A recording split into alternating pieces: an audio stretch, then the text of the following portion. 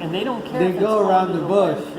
They go somewhere and They dump find it. a big ditch. But they can bring it to us But instead, they and we'll could give them bring a it little to money. you and make some additional money other than just picking it up. And being clean. And don't get in trouble. Okay, yes, you do. And well, this is some interesting crops And outside. this is our commercial. This is what a 5 million gallon plant looks like. That's our largest structure. We have several size models because we manufacture in assembly line process. We build in modules, containerized modules that make it really easy to ship these plants anywhere in the world. We build them in Virginia, QC them there, and then can ship them any place. So this plant would go in 40 10 by 40 shipping containers, about 10,000 kilos each container. And when they arrive at the site, 3 weeks to use local contractors to plumb and power, and we're up and operating. So it's not one-off custom engineering, which is the big plants that make it impossible to. So the tanks are also made here and shipped out, or it could be made Depending on locally? location, we would probably not want to ship air across the ocean, so we'd prefer they be locally made. But some places it's not practical. We need stainless steel for the fermentation tanks and stuff. So if the materials are there, we prefer it being local. Yeah. Around the world that have complicated distillation for purifying oil. Like for instance, it's used oil and it goes through the simple regenerate that oil to be usable again. So he builds very complicated distilleries in addition to alcohol distilleries. So yeah, always competition. Well, we don't see competition as a big deal because there are 500 billion gallons of fuel to replace that's currently made from oil. It'll take much longer than my lifetime for us to replace it all. So we don't see other companies as that German. No, this is primarily Dave, our plant manager Rob Ray, and then we had one of our investors has a metal fabrication shop that helped us originally, and then our engineering team, the manufacturing engineering team, has given us the stripper column now. So some of it's piecemeal with Dave's supervision and design. But the important thing before we talk about the system, this is just to go back again and look at the feedstocks. So this is interesting from California. This is almond hull, right? Yeah. So you've got Right. this wrapper that's 35% sugar that's wrapped around the nut of the almond, right? So the shell. So you The can get inside them of the shell dry, is even if it's dry, there's still the sugar in there? yes. Oh yeah. And what we've done is we grind it to like this, we The hammer hammer mill? mill it, Yeah. yes, and then we can convert this into alcohol that's 200 proof that we can make. And there's one of the cooperatives, California cooperatives we're dealing with, 53,000 acres of almonds, and they're not the biggest cooperative; they're just a mid-sized cooperative here. So We have so many almond fields here in yeah. California. We had a Saudi Arabian client working with us. They needed ethanol for a solvent for solar panels, PV panels. And what do they have in Saudi Arabia? All they Dates. can grow is dates. But dates are like 98% Yes, sugar. dates So when are they so said, "Can you sweet." make it out of Yes. dates?" We went, "Wow, are you kidding?" I can see that. Yeah, we could. And then we had a Canadian dentistry group that contacted us in November, and every year after Halloween they buy the candy back from the kids. So they called us up and said, "Could we bring 2 tons of candy down here and have you make alcohol with it?" We had a state senator from Georgia. We had a Peruvian client, a Canadian client, and a Nigerian client here, and Exim Bank, who really was an advocate for us. Exim Bank is really supportive of what we do. And we made alcohol out of that. And then we work with local guys. The berry market's big here where we are, so we make blackberry. This is like I can drink that and be happy all night. Yeah, no good. Better than gas. when you're cooking it, it's I cook with all the wine, I cook with all the wine. but like these two, almond hull and raisins or grape pulp. Yes. Oh my God, there's mountains So of this many. waste, and they don't know what to do with it. Yes. In Napa, you Throw can't it even away. open a winery now because they can't deal with the waste. You have to tell them how you're going to deal with the waste before you could open a winery now. So we can help with all that and make money. Now, we told you about the stoves, while we were in the other room. This is an alcohol stove here, and inside, Affordable one. no, this is like what someone would have in their house. So one piece, that's a ruggedized version of a And, yacht or an RV stove. And this is inside. This is what holds the alcohol. So, It's like a filter, you fill it up. well, it's a cartridge, Okay. and so you need 7 One- of those per week. 1 liter of fuel would fill this, and that would cook 3 meals in a day. And the problem in developing countries is you tell the women we want to bring alcohol in the home, and they're like, no, my No, guy's my going to husband." drink it. I'm not going to have it in here. So they've designed a cartridge that allows us to add the Soak in alcohol to it, and then it's not extractable other than burning it. So the husband can't get at it. And then at the Interesting, end of the day, you've got a distribution network opportunity where people can be taking the full cartridges from the plant to the home, delivering those and taking the empties back to the plant. So it creates a distribution network opportunity that can't be done by Amazon. It has to be done locally. And essentially, it's the same people who are currently delivering wood to the house. Now they can deliver this instead. So we have, Clean cook domestic. so when we make alcohol, did you have something else you wanted to show? Or? We could go to that. Yeah, let's when you're do ready. this.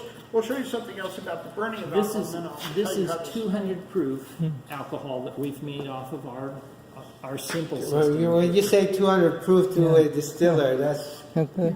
a lot of questions now. Oh, Well, as you know, the last step has to be different than distillation. You get the last water out. Right. I'll explain that to you in a moment. Okay, I want to hear that. Almost tastes like white wine. it would be a little bit more potent. That's 13%. So I have a question. This is 100%. So this is the equipment that you need to produce that alcohol, and how long is it? 100,000 gallons a year is what this equipment will produce. So it's, this equipment did produce. yeah. So how much it costs to set it up, everything like Well, we don't sell this small a plant. This is what we do for research. that? Okay, let's say if people like want to do it on their own property, live off grid.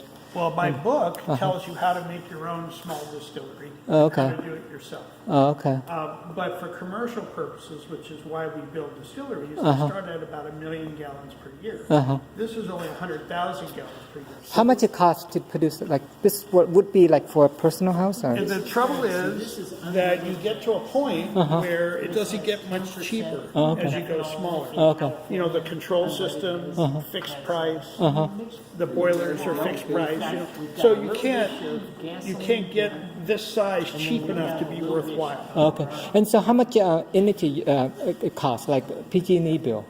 How much is your PG&E bill well, to we do? use almost no electricity here except for control wires, Oh, okay. which are 24 volt, because almost everything is run by air or compressed air. Oh, So compared. we're burning gasoline and alcohol here. You can see the pollution. That's Yeah. right. Yeah, the gas. Well, see, gasoline is actually a waste product. When an oil company makes nylon and pesticides and linoleum and all that stuff, whatever's left over from those processes is thrown into a big tank, and then they sell that as gasoline. I So took pictures it's all so the that I waste. can- Yeah. So there might be 400 different chemicals in gasoline on any particular day, and they're different every day. Some of them boil at 400, 500 degrees, and those don't burn very well. That's like tar and varnish. And then there's ones that boil at very low temperatures, like benzene, toluene, and xylene, which are horribly carcinogenic. All that stuff is mixed together, and so some of it burns and some of it doesn't. Now this is lack of efficiency. Yeah. This is fuel not becoming work, what you see here. And of course in your So engine, clean, look at this. yeah. So in your engine, you can see all the carbon building up right on the inside of the cylinders, and that carbon is like microscopic sandpaper wearing out the inside of the engine, and of course it ends up in your oil, Yeah. and so your oil turns black, and every 3,000 or 4,000 miles you have to change your oil. With alcohol, we can go 25,000 miles without changing the oil. Well, I don't know about even amounts, but the point is, with the burning, this is your lungs in Beijing, and this is your lungs in Watsonville. Yeah.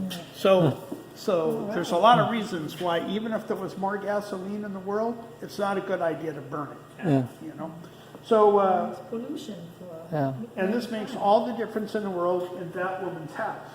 my God, You know. China's would love you. They're very excited. We have so many things trying to happen in China right now.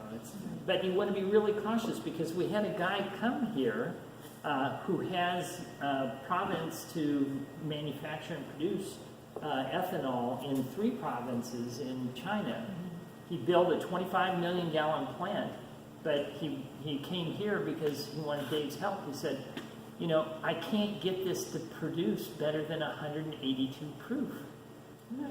And he showed the slide set to us of his plant. And when he got to the distillation columns, David and I are looking at each other, and Dave says, well, what'd you do? I can tell you why you're not getting 180 proof. Because when I designed this distillery to be 1 gallon per hour, a little tiny still, it was only designed to make 180 proof. And all you've done is supersize my original plant.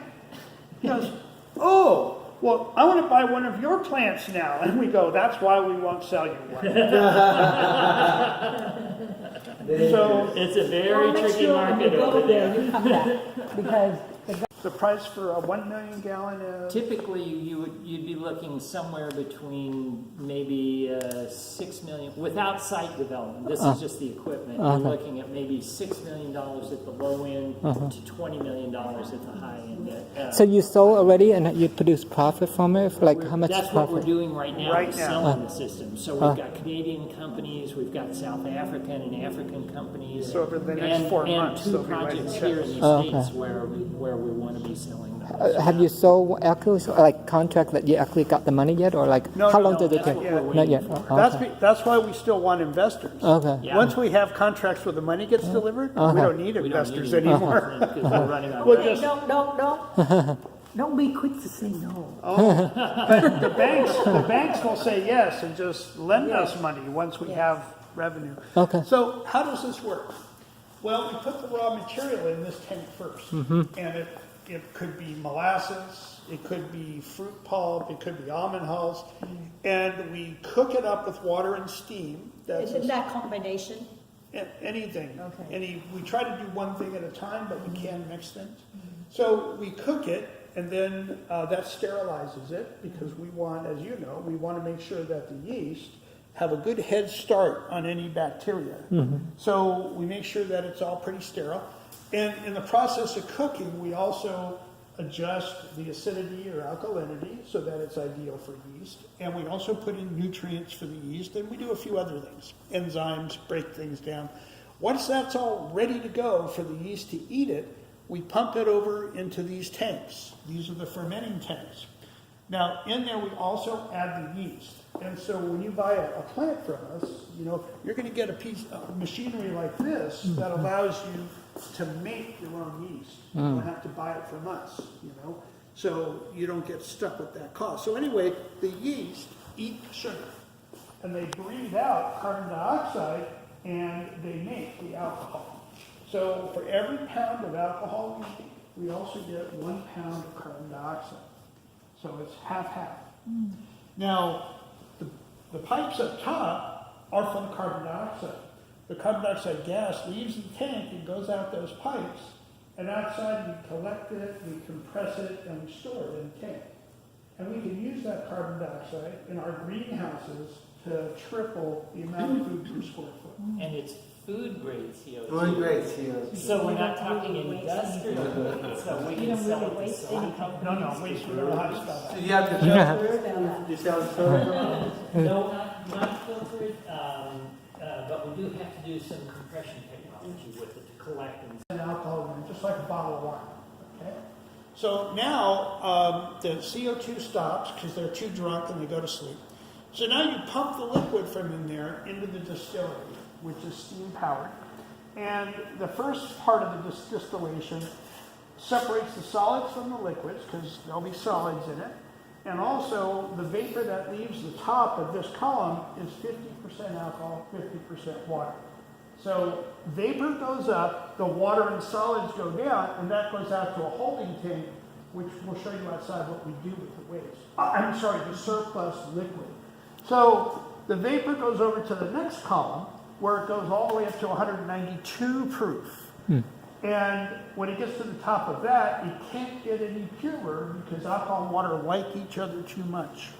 So we take that over into the final column, which has a material in it that absorbs the water but lets the alcohol go out.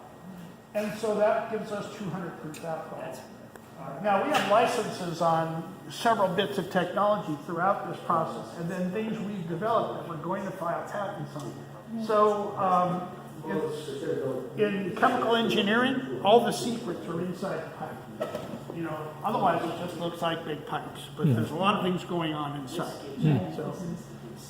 So let's take you out while there's still light and clean houses, and we'll be able to show.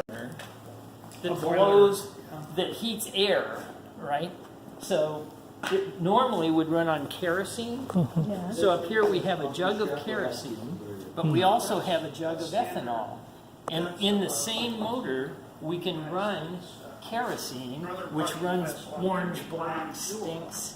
And then as soon as we switch it over to the alcohol, the flame's clean, it's blue, and there's no pollution from it. So the superintendent of the school district said, Yeah, they if you like can that. do that with our buses, we want that. We want to get off of diesel, and we'd love to run ethanol.